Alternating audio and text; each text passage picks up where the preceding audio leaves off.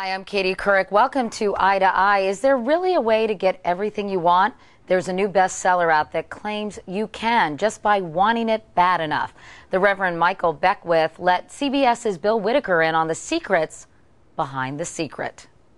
What is it? Is the secret the law of attraction?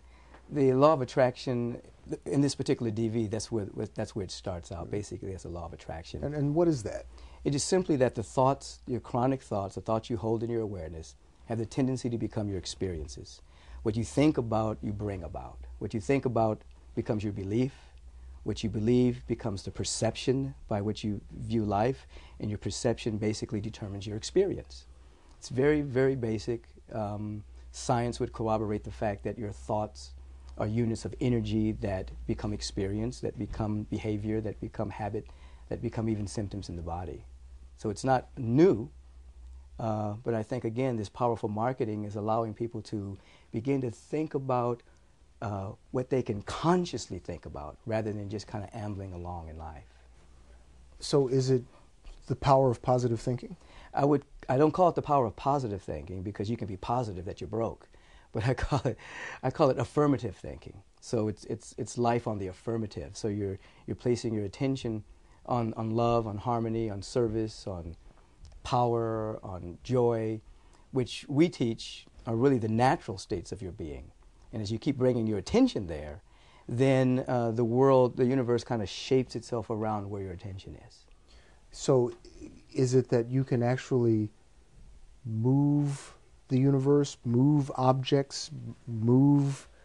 Well, I wouldn't talk about the fact moving objects or things of that particular nature, but you can begin to shape your own destiny by the attitude that you keep.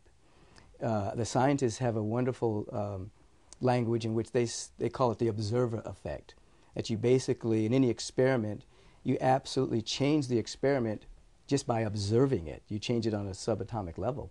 So as individuals begin to look at the world, look at their life, but with an intention of having more happiness, with an intention of seeing more beauty, with an intention of looking for more beauty or more opportunities, they'll have a tendency to find what they're looking for. So if you're walking around gloomy and morose, you'll see a lack of opportunity, and you'll have a tendency to keep radiating that into your experience. But as you begin to change your outlook, which we all have the capacity to do so, some it may be more difficult than others, then you'll have an opportunity to see more opportunities for you to express yourself. It can seem that if you're poor and you're sick, it's your doing. Well, one thing we teach here is we never blame a person for their experience, but we do encourage everyone to take responsibility for their life. So blame and responsibility are not synonymous. So an individual might be in a situation where, as you're describing, they may be poor, they may be sick, they may be unemployed, there may be any manner of circumstance they may be participating in, and we wouldn't say you're to blame for that. But we will say you can now take responsibility for your life and begin to walk in the direction of progress. In other words, you can release blaming everyone else, begin to put your attention on how you can change inside, and then watch life correspond to that inner change. It doesn't do any good to blame. Blame, it's endless. You know, people blame society. They blame all manner of people for their circumstances and situation. The idea is to take responsibility for your life. In the video, there are people who are looking for wealth, looking for things. The woman who wants the necklace, and right. all of a sudden I remember that example. It's on her neck. Right, she visualizes it there. Yeah. Right. Is it that sort of thing?